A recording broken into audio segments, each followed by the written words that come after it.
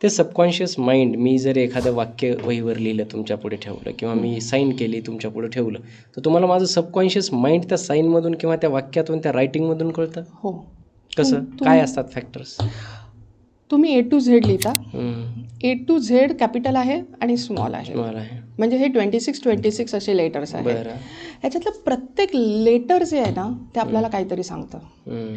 उदाहरणार्थ सगळ्यांनी गुगलवर आणि बऱ्याच ठिकाणी बघितलं असेल की ग्राफोलॉजी म्हटल्यानंतर पहिल्यांदा वाय वर्ड यूज करतात. कारण वाय अतिशय इम्पॉर्टंट वर्ड आहे ग्राफोलॉजीमधला. आणि तो कशासाठी आहे माहिती आहे? पैशासाठी.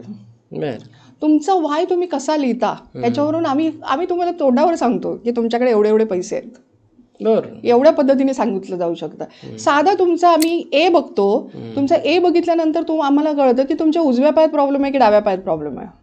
गावात असं कसं काय इथपर्यंत कळतं. तर वाय आहे, वाय हे जसं पैसा देतं त्याचप्रमाणे टी ॲटिट्यूड देतं. बरेच लोक माझ्याकडे येतात की मॅडम माझ्याकडे एक क्लायंट होता 50 करोडचा टर्नओव्हर, ऑडीमध्ये फिरत होता. पण मॅडम इतकी वर्ष तिथेच अडकलोय मी, तिथे वरती जातच नाही आहे.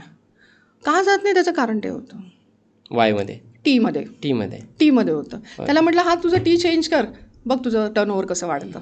म्हणजे एक लेटर तुम्हाला आयुष्याची तुमची गती आणि दिशा त्याने थांबवून ठेवलेली असते.